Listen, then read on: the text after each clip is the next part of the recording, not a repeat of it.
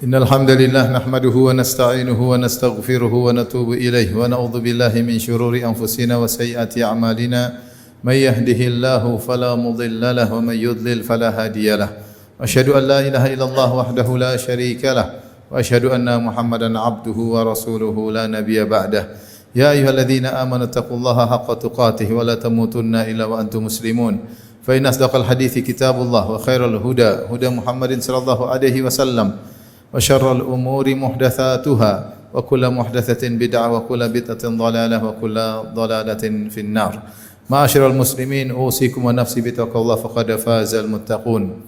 Sungguhnya di antara penyakit yang menghilangkan kebahagiaan seseorang adalah penyakit hasad. Penyakit yang merupakan dosa pertama kali Allah dimaksiati di langit, yaitu dengan hasadnya iblis kepada Adam, dan dia adalah dosa yang pertama Allah dimaksiati di dunia, itu hasadnya Qabil kepada Habil. Dan ini adalah penyakit umat-umat sebelum kita. Kata Nabi SAW, dabba ilaikum da'ul umami qablakum al-hasadu wal baghdha, telah merayap kepada kalian, telah merasuk ke dalam kalian penyakit umat-umat sebelum kalian, yaitu hasad dan kebencian di antara kalian. Sungguhnya hasad adalah bentuk tidak terima dengan pemberian Allah Subhanahu wa taala. Allah sudah memberikan dia nikmat tapi dia tidak terima. Dia ingin yang lebih daripada itu dan dia tidak terima dengan pemberian Allah Subhanahu wa taala. Demikian juga dia tidak terima apa yang Allah berikan kepada orang lain, sehingga menurut dia apa yang Allah berikan kepada orang tersebut tidak pas untuk orang tersebut. Maka sungguhnya hasad adalah bentuk protes terhadap pembagian Allah Subhanahu wa taala. Dan hasad ada beberapa tingkatan. Hasad yang pertama adalah benci jika ada orang mendapatkan kenikmatan. Dia benci, dia tidak suka. Jika salah seorang di antara kita sadar bahwasanya dia benci, tidak suka ketika mendengar seorang mendapatkan kenikmatan, maka ketahuilah dia sedang hasad kepada orang tersebut. Atau dia bahagia jika orang tersebut dicabut kenikmatan darinya. Dia senang. Kenapa dia senang? Berarti dia selama ini hasad kepada orang tersebut. Ini tingkatan yang paling rendah. Dan ini sangat sulit seorang untuk terhindar darinya. Tidak ada seorang pun kecuali pernah terjangkiti penyakit ini.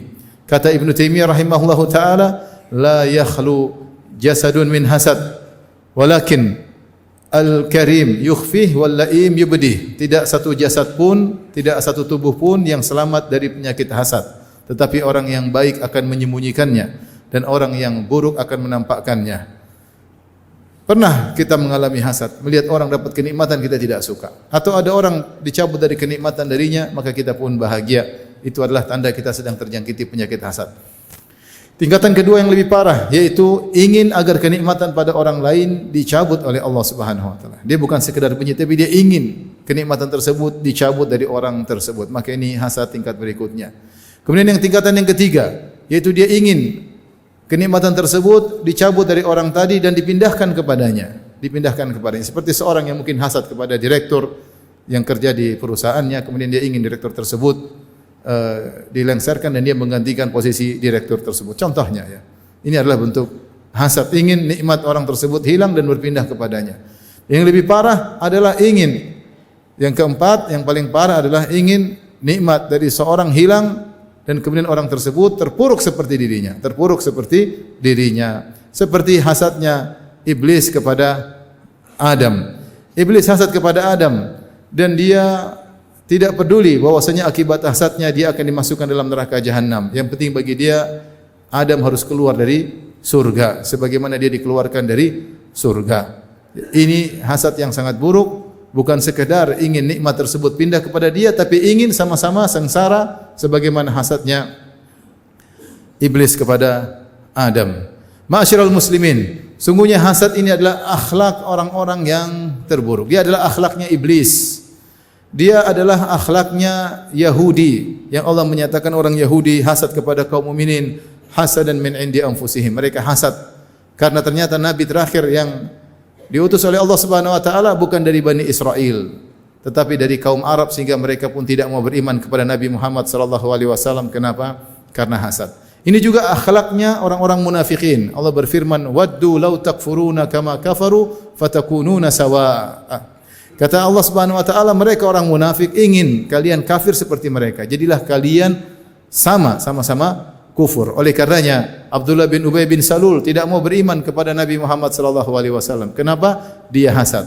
Sebelum Nabi sallallahu alaihi wasallam datang ke kota Madinah, penduduk kota Madinah sepakat untuk mengangkat Abdullah bin Ubay bin Salul sebagai pemimpin mereka karena dia adalah senior mereka yang tersisa di kota Madinah. Namun ketika Nabi sallallahu alaihi wasallam datang, akhirnya kepemimpinan tersebut berpindah kepada Nabi sallallahu alaihi wasallam. Akhirnya dia tidak mau beriman dan akhirnya dia pun menjadi orang munafik. Kenapa tidak mau beriman kepada Nabi sallallahu alaihi wasallam?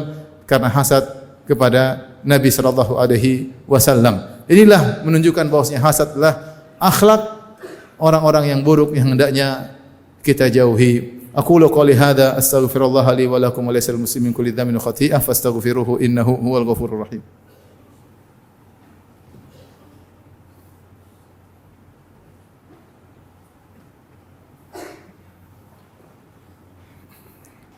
Alhamdulillahi ala ihsanihi wa syukru lahu ala taufiqihi wa amtinanihi. Asyhadu an la ilaha illallah wahdahu la syarika lahu ta'ziman li sya'nihi wa asyhadu anna Muhammadan abduhu wa rasuluhu da'ila ridwanih. Allahumma salli alaihi wa ala alihi wa ashabihi wa ikhwani. Ma'asyiral muslimin, hasad ini biasanya muncul di antara orang-orang yang pada profesi yang sama ya.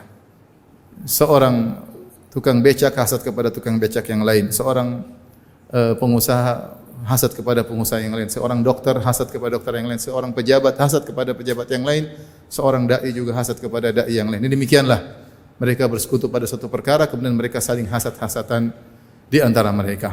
Ini adalah penyakit yang sangat buruk yang menghilangkan kebahagiaan seseorang. Maka kita berusaha untuk terhindar dari penyakit ini. Kalau ada penyakit ini muncul, maka kita berusaha melawannya dan tidak membiarkannya bercokol dalam hati kita. Ini penyakit iblis, ini penyakit Yahudi, ini penyakit orang-orang munafik yang tidak layak bercokol pada dada seorang mukmin. Ada beberapa kiat agar kita bisa selamat dari penyakit ini. Yang pertama adalah berdoa kepada Allah Subhanahu wa taala agar hati kita dibersihkan oleh Allah Subhanahu wa taala. Di antara doa-doa yang Nabi ajarkan, waslul sakhimata qalbi. Ya Allah, cabutlah penyakit-penyakit hatiku. Di antara doa Nabi sallallahu alaihi wasallam, Allahumma naqqi qalbi kama minal khataaya kama yunaqqal thawbul abyadu minad danas. Ya Allah, bersihkanlah hatiku dari penyakit-penyakit, dari kotoran-kotoran sebagaimana baju putih yang dibersihkan dari kotoran. Di antara doa, wala taj'al fi qulubina ghillan lil ladzina amanu. Ya Allah, jangan jadikanlah dalam hati kami ghil, yaitu kedengkian kepada orang-orang yang beriman selain kami. Dan doa-doa yang lain dengan harapan agar Allah membersihkan hati kita dari penyakit-penyakit yang kotor seperti ini. Kemudian yang kedua, di antara cara kita agar terhindar dari hasad, yaitu kita tahu bahwasanya yang membagi kenikmatan adalah Allah Subhanahu wa taala. Kata Allah Subhanahu wa taala, "Nahnu qasamna bainahum ma'isyatahum fil hayatid dunya." Kami yang membagi ya di antara mereka kehidupan dunia mereka. Allah yang bagi si fulan terkenal, si fulan kaya, si fulan naik pangkat, si fulan lebih berilmu, si fulan lebih banyak followersnya. Ini yang bagi adalah Allah Subhanahu wa taala. Tatkala kita tahu yang bagi adalah Allah, kita enggak perlu protes karena yang bagi adalah Maha Adil, Dia yang lebih tahu tentang yang maslahat bagi kita. Sungguhnya kalau kita diberi kenikmatan seperti diberikan oleh si fulan orang lain, belum tentu kita bisa mensyukurinya. Taruhlah seandainya sekarang harta kita terbatas. Terus kita lihat orang kaya raya. Seandainya kita diberi harta seperti dia, belum tentu kita bisa bersyukur kepada Allah. Belum tentu kita bisa menjawab hisabnya pada hari kiamat kelak. Dan bisa jadi kita terjerumus dalam penyakit-penyakit yang lain seperti sombong, angkuh, hura-hura, dan itu semua akan membinasakan kita pada hari kiamat kelak. Seorang mungkin melihat ada orang lain kok terkenal sehingga kita ingin terkenal seperti dia. Ketahuilah kalau kita diberi ketenaran seperti dia, belum tentu kita kuat menghadapinya. Kehidupan terganggu, jadi buah bibir orang banyak. Kita pun hidup dengan penuh ria karena harus ya berdrama di depan banyak orang supaya tidak menjadi bahan omongan. Jadi susahlah kehidupan kita ini. Oleh karenanya, ketika kita tahu bahwa yang bagi adalah Allah Subhanahu wa taala, tidak usah protes. Allah yang lebih tahu tentang kemaslahatan bagi kita. Demikian di antara juga cara agar kita terhindar dari hasad. Kita tahu bahwasanya hasad ini menimbulkan potensi bahaya, maksiat, menzalimi orang lain. Karena ketika orang hasad biasanya dia tidak diam, tapi dia ungkapkan. Minimal dia menggibah orang yang dia hasati. Minimal dia menyebutkan keburukan-keburukan orang yang dia hasati. Lebih daripada itu, dia bisa bertindak dengan melakukan gangguan secara fisik. Lihatlah kakak-kakaknya Nabi Yusuf alaihissalam yang hasad kepada Yusuf. Akhirnya membawa Yusuf dibuang, dijauhkan dari ayahnya, kemudian dijual menjadi budak. Ya, bukan cuma sekedar kezaliman dengan perkataan, bahkan dengan melakukan secara tindakan. Lihatlah Qabil yang hasad kepada Habil. Karena Habil kurbannya diterima oleh Allah sementara Qabil tidak diterima, maka Qabil pun mengambil tindakan fisik dengan membunuh Habil. Maka hasad ini bisa menimbulkan perbuatan zalim kepada orang yang kita hasati. Karenanya dalam hadis yang sanadnya lemah tapi maknanya benar, Nabi sallallahu alaihi wasallam bersabda, "Iyyakum wal hasada fa innal hasada ya'kulul hasanat kama ta'kulun narul hatab."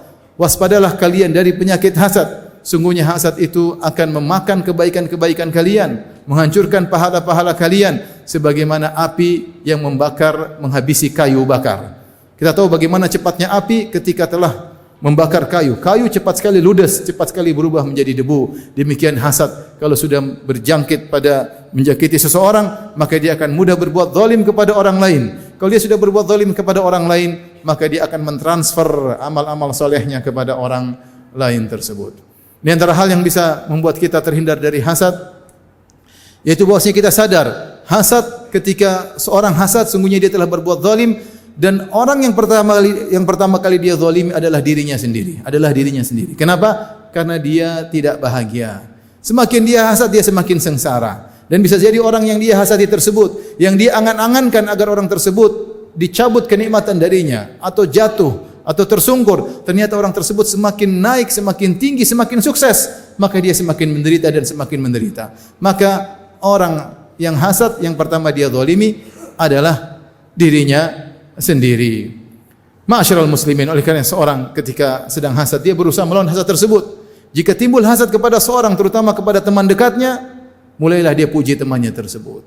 Mulailah dia kenali temannya tersebut. Berilah hadiah kepada orang tersebut. Dia berjuang dengan melawan hasad, dengan berbuat baik kepada orang yang dia hasati. Ini di antara metode atau cara yang baik sehingga seorang bisa hilang dari hasad dari jasadnya kepada orang tersebut. Ataupun dia berusaha mengenal orang tersebut. Kata pepatah, tak kenal maka tak sayang.